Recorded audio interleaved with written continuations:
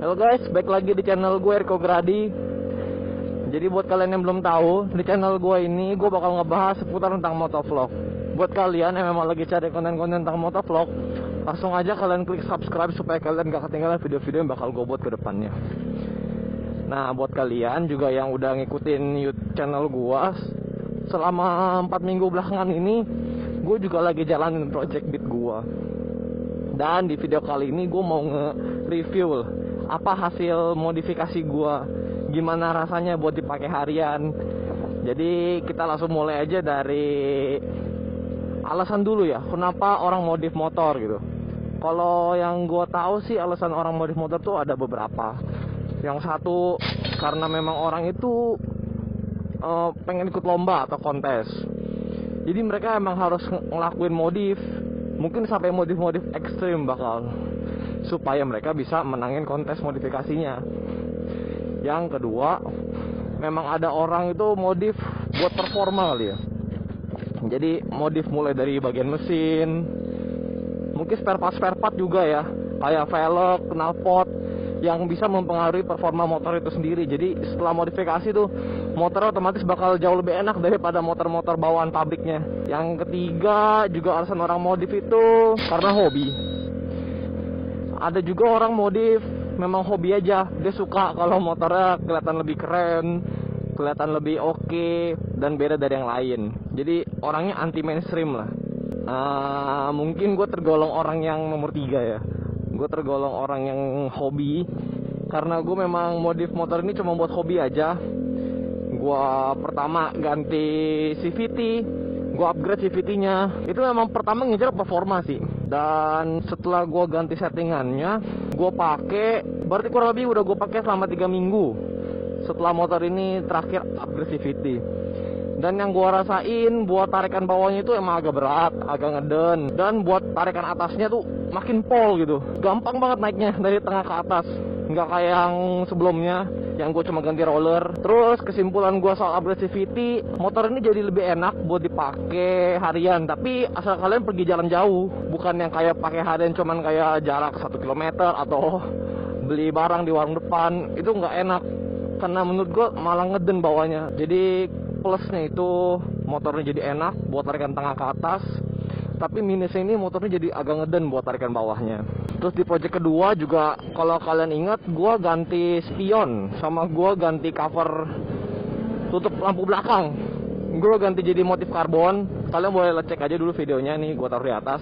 Memang ini lebih ke hobi aja ya, ini lebih ke look aja gitu, tampilan dari motor ini. Karena emang basicnya gue ini upgrade motor juga buat hobi, bukan buat performa, lebih ke sana sih. Dan spion ini juga bukan cuman look doang, bukan cuman gaya doang, tapi spion ini juga ada nilai plusnya, terutama pas dipakai malam hari. Jadi warna biru-biru di kacanya ini, itu tuh bikin kita jadi nggak silau kalau orang belakang kita tuh tembak lampu yang silau banget. Kalau kita pakai cermin putih kan, pas orang pakai lampu tembak di belakang, gila kita kayak silo. Lihat depannya juga susah gara-gara kita udah terhalang sama cahaya di sini, kita fokus sama cahaya di spion gitu. Tapi setelah ganti spion ini, memang cahaya jadi nggak silau. Orang nembak lampu dari belakang pun kita nyaman-nyaman aja. Mungkin kalau orang mau ngerjain kita juga ya udah terserah lu lah ngerjain, nggak berasa di gua gitu. Jadi itulah buat sisi plusnya. Terus yang belakang ini gue juga ganti motif karbon tutup lampunya. Itu cuman gaya-gayaan aja sih, cuma look aja, tampilan aja. Bahannya pun bahan plastik, bukan bahan karbon beneran. Jadi itu nggak mempengaruhi sama bobot motornya. Bobot motor tetap sama-sama aja. Dan di project ketiga gue juga upgrade. Nah, gue ganti velg. Gue ganti pakai velg RCB yang serinya SP522. Secara tampilan motor jadi makin maco sih, makin gahar gitu, ala-ala road race lah. Walaupun motornya nggak sama sekali nggak road race, tapi tampilan looknya udah ala-ala lah gara-gara velgnya. Terus velg RCB juga ini kan enteng. Dari motif velgnya pun emang sengaja sama pabrikan RCB itu dibikin biar velg ini bisa lightweight lah, lebih enteng. Kalau kalian mau lihat reviewnya tentang pelek ini, gue juga bakal taruh video di atas ini. Kita langsung cek aja. Yang gue rasain setelah upgrade pelek ini, motornya jadi enteng. Terutama itu buat dipakai maju mundur kayak apa ya, parkir lah, lebih berasa di situ. Kalau parkirin motor jadi lebih enak. Kita nggak perlu harus kayak neken motor belakang kayak ngeden gitu, nggak usah. Karena memang motor udah enteng. Terus plusnya juga otomatis pasti ke mesin ya dampaknya ya. Kalau bobot motor makin enteng kan, jadi mesin nggak perlu keluarin tenaga yang gede gitu, nggak perlu ngeden kayak baru jalan gitu. Otomatis sih lebih hemat energi ya, dan motor juga jadi lebih kencang. Terus di project terakhir nih, di project keempat, gue juga ganti knalpot R9 Misano, dan beginilah suaranya. Gue cukup suka apa suaranya, ngebassnya asli, dapet banget. Mungkin kalau di kamera agak berubah suaranya ya, karena daya tangkap mic-nya kan beda-beda. Gue juga udah bikin videonya di Project Beat 4, gue ada di situ kasih sedikit cuplikan lah. Gue kasih sedikit klipnya tentang suara knalpot ini. Gue juga udah ada review di sana, ya review singkat aja, nggak lengkap banget. Gue nggak bahas bahannya gimana, harganya gimana, enggak. Cuman kayak unboxing aja sih, lihat barangnya gimana, first impression. Dan gue baru pakai knalpot ini baru 3 hari. Dan rasanya tuh udah jauh banget. Pertama yang paling berasa itu tenaga motornya di bawah dari yang tadi yang gempos tuh dapat sekarang. Jadi pas-pasan lah. Kalau kemarin pas aggressivity gue ngeluhnya tenaga bawa hilang, sekarang semenjak ganti knalpot, gue rasainnya tenaganya itu ada, tapi bukan yang tenaga kayak ngepol gitu atau satu gitu. Karena apa namanya? Itu kayaknya masih masalah di CVT. Gue harus ganti sesuatu di CVT supaya tenaga bawanya bisa lebih nendang gitu. Ini sekarang gue cuma merasa kayak tenaganya ngisi, dan itu nilai plus ya berarti buat knalpot ini. Terus sama yang gue rasain lagi itu knalpotnya enteng. Jadi motor gue sekarang makin enteng. Aduh, itu nilai plus banget. Gue suka banget sama yang enteng-enteng. Jadinya motornya makin enak lagi dah diparkirin. Buat dorong maju atau dorong mundur tuh jadi makin enak. Ya amit-amit lah kalau misalnya gue lupa isi bensin, terus mogok atau apalah, dorongnya juga makin enak, gak berat. Paling minusnya dari knalpot ini, aduh, kalau ditarikan atas sekitar 60-an lah, udah nyentuh 70, mulai berisik suaranya. Gua jadi lumayan takut sih, apalagi kalau lewatin polisi ya. Usahain gua pelan-pelan, terus ini gasnya nggak gua lepas, karena kalau dilepas sih suaranya malah kayak apa ya, ember gitu. Gitu, kalian denger kan nih? Sekali lagi gua coba nih. Tuh, nggak bagus, malah kalau ada polisi mengundang perhatian itu. Jadi lebih baik kalau digas kayak gini kita tahan gitu, supaya dia tetap jalan tapi di RPM rendah kayak gini. Nah, anti ember-ember kan. Sekali lagi nih.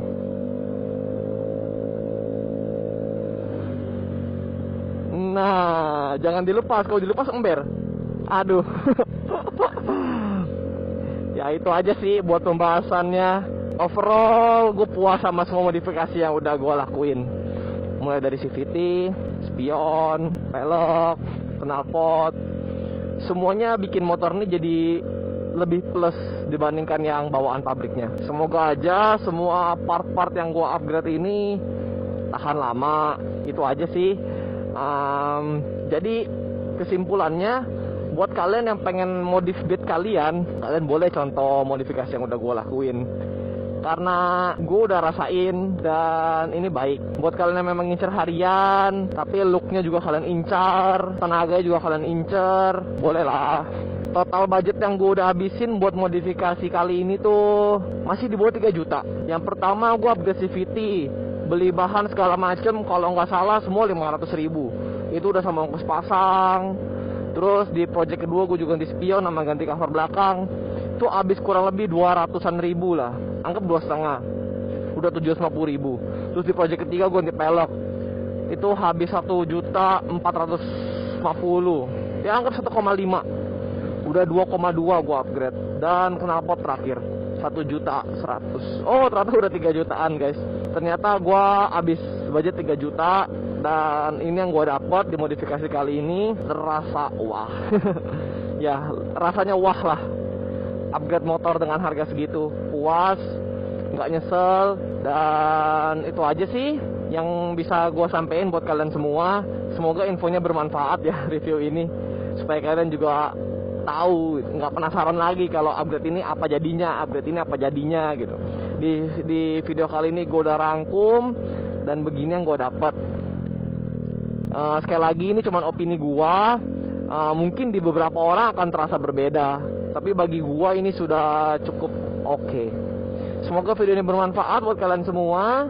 Buat kalian udah nonton, gue mau ucapin terima kasih banget ya. Thank you buat kalian udah nonton. Kalau gue ada salah-salah kata juga gue minta maaf. Dan buat kalian yang belum subscribe, kalian juga boleh subscribe channel ini, supaya kalian gak ketinggalan video yang bakal gue buat ke depannya. Di video selanjutnya gue bakal bikin sesuatu yang asik banget dah. Stay tune di channel gue. Thank you.